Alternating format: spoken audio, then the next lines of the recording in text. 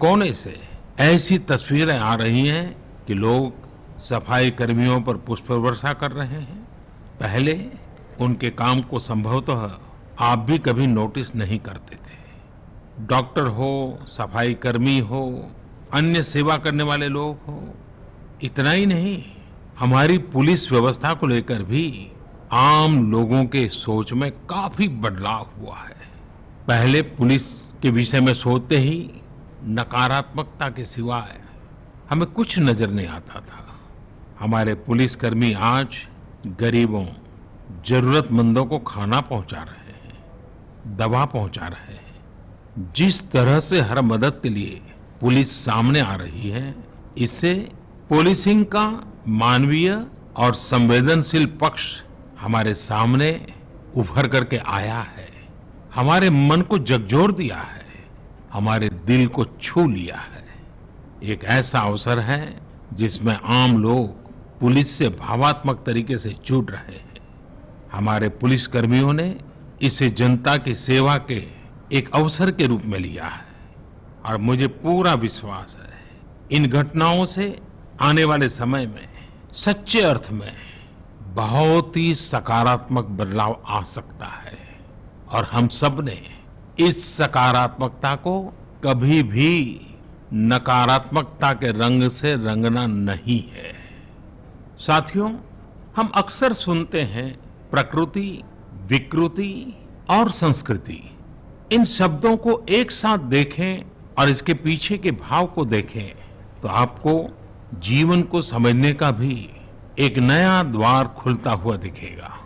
अगर मानव प्रकृति की चर्चा करें तो ये मेरा है, मैं इसका उपयोग करता हूं।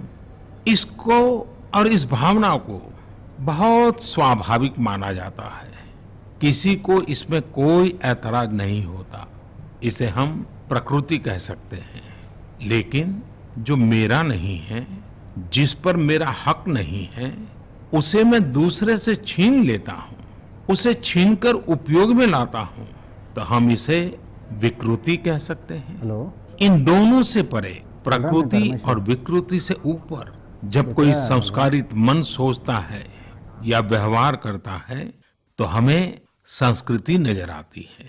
जब कोई अपने हक की चीज, अपनी मेहनत से कमाई चीज, अपने लिए जरूरी चीज कम हो या अधिक, इसकी परवाह किए बिना किसी व्यक्ति की जरूरत को देखते हुए खुद की चिंता छोड़कर अपने हक के हिस्से को बांट करके किसी दूसरे की जरूरत पूरी करता है, वही तो संस्कृति है।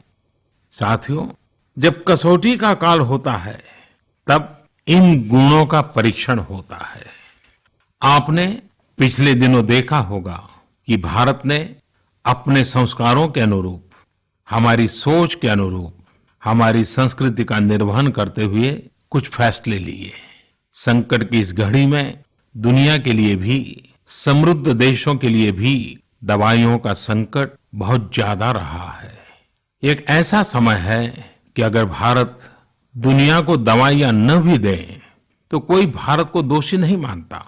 हर देश समझ रहा है कि भारत के लिए भी उसकी प्राथमिकता अपने नागरिकों का जीवन बचाना है। लेकिन साथियों, भारत ने प्रकृति विकृति की सोच से परे होकर फैसला लिया। भारत ने अपनी संस्कृति के अनुरूप फैसला लिया। हमने भारत की आवश्यकताओं के लिए जो करना था उसका प्रयास तो बढ़ाया ही, लेकिन दुनिया भर से आ रही मानवता की रक्षा की पुकार पर भी पूरा ध्यान दिया। हमने विश्व के हर जरूरतमंद तक दवाइयों को पहुंचाने का बीड़ा उठाया और मानवता के इस काम को करके दिखाया। आज जब मेरी अनेक देशों के राष्ट्राध्यक्षों से फोन पर बात होती है तो वो भारत की जनता का आभार जरूर व्यक्त करते हैं। जब वो लोग कहते हैं thank you India, thank you people of India, तो देश के लिए गर्व और बढ़ जाता है। इसी तरह इस समय दुनिया भर में भारत के आयुर्वेद और योग के महत्व को भी लोग बड़े विशिष्ट भाव से देख रहे हैं। सोशल मीडिया पर देखिए, हर तरफ इम्यूनिटी बढ़ाने के लिए किस तरह से भारत के आयुर्वेद और योग की चर्चा हो रही है।